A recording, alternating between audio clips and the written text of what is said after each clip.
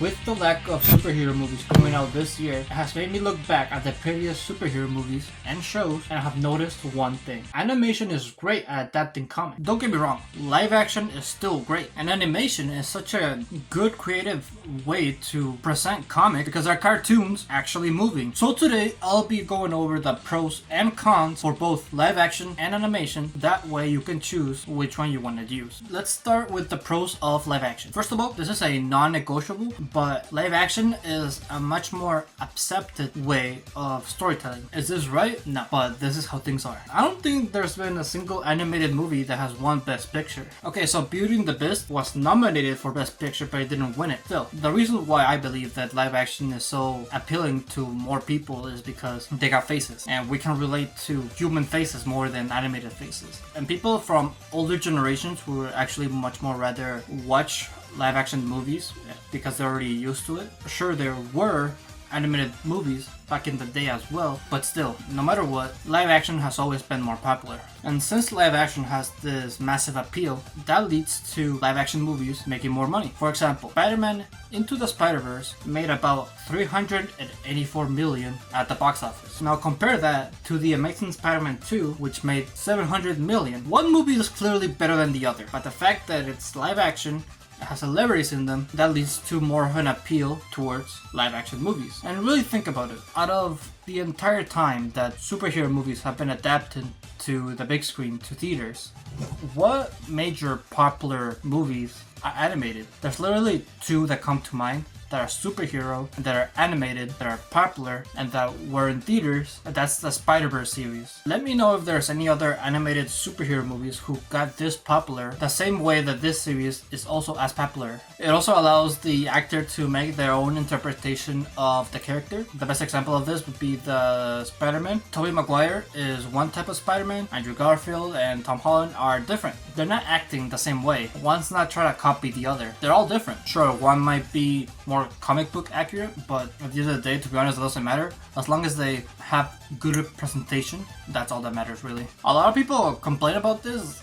They like to have their characters be comic book accurate, and I can see why, because, you know, since a lot of people grew up with comics, they want like their childhood experience translated into live action properly. But it's clear that this is not gonna happen because everybody has their own interpretations of comics. You know, just like books, just like movies, everybody interprets it different ways and everybody's gonna present it differently. I'm just gonna skip ahead a little bit, but that's one reason why animated is much more better than live action, is because you can probably get more comic book accurate since comics are pretty much cartoons and animated movies is just cartoons movies, so you can get more accurate when it comes to the original source material. Still, there is some interpretation from the creators, like there's still some changes, but it can be more accurate. But then yet again, on live action, it does make the creators get more creative since they can't get as accurate as they would in an animated show. For example, the live action One Piece show, they did have to skip a lot of stuff from the original manga, but that led to a better presentation of other characters and other parts of the story that are not as focused on. And by the way, I believe that manga is pretty much Japanese comics, so I'm counting that for this part of the video. But speaking of One Piece live action, the reason why that show is as well as it was is because it had a lot of the attention from the original creator, which is also another reason why the Marvel movies originally were so good. Stan Lee was involved in a lot of the Marvel movies back then. The creator doesn't have to be involved in the project in order to be good, but it would help. For example, Man of Steel. I mean, you can correct me if I'm wrong, but I don't think the creator of Superman was involved when creating that movie. And because of that, I feel like that led to Zack Snyder misinterpreting how Superman is supposed to be used and made his own interpretation of Superman that's not really as comic book accurate to the original Superman. Sure, I know I said that having comic book accuracy is not necessary, but you at least gotta get the basics of that character. Like, you have to have some sort of thing that relates to that character. And as we saw in Man of Steel, Superman acts really unheroic. The main thing about superhero movies is the fact they have to save people, they have to be heroes. So misinterpreting comic books to this extent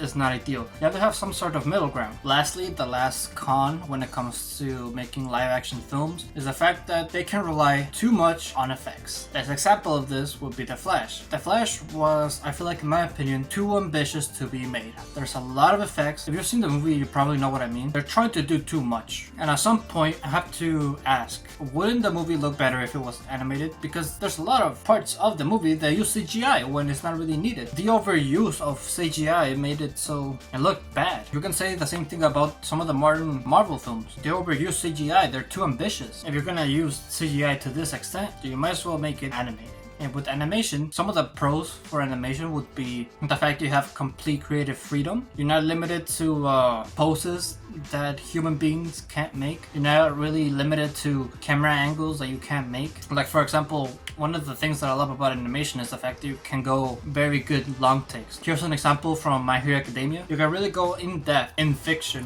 when it comes to this aspect. And comic books are all about fiction, and it would also be easier to work with a creator since the people working on it are in the same field of animation / drawing. As I said before, the closer you get with working with a creator, the closer you get to the source material, and also the better your spin when it comes to that comic becomes. And then surprisingly enough, this is something that I wasn't expecting when researching this video, was the fact that animated movies are actually really cost effective. Like, for example, the Lego Batman movie, its budget was $80 million.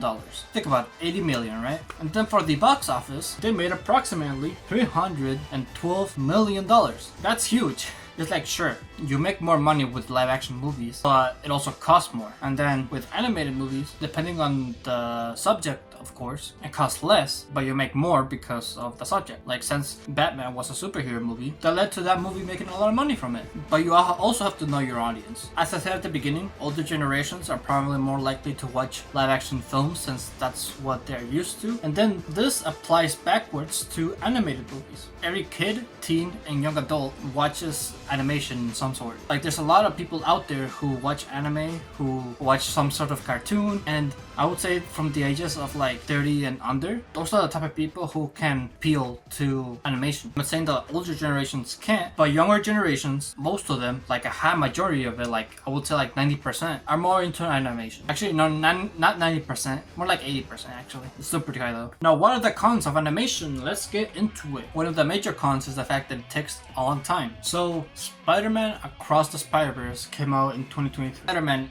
Into the Spider-Verse came out in 2018. That's 5 years apart. It took them 5 years to make the sequel to Spider-Man Into the Spider-Verse. That's crazy.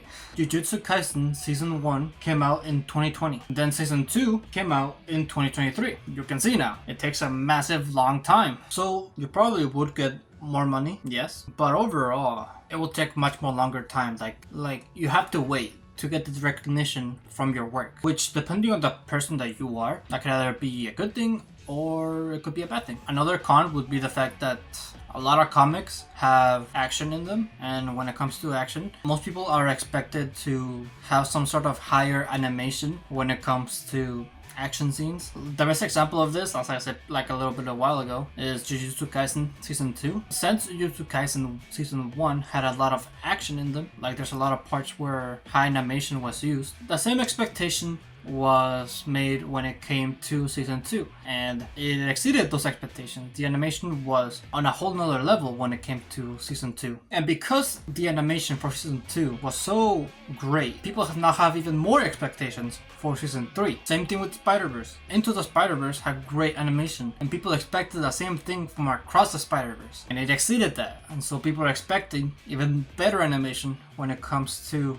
Beyond the Spider-Verse. And as we said, animation takes time. Lastly, the last con is the dependency on technology. If whatever you're using to animate doesn't work, then well, you can't work. Simple as that. If something breaks, then you're probably gonna have to wait a while until you can work again. However, at the end of the day, all that matters is presentation. If you can present your story in a creative way and hook the audience, make them feel some sort of emotion, that's all that matters. It's up to you what type of art form you want to consume and make. So with that, let me tell you about my product, and it's pretty much me and you make a film together. We go over the pre-production process, the production process, and the post-production process. You and me together. There could be some other people involved, it's up to you, but my main goal is to blow up. And I don't know nobody.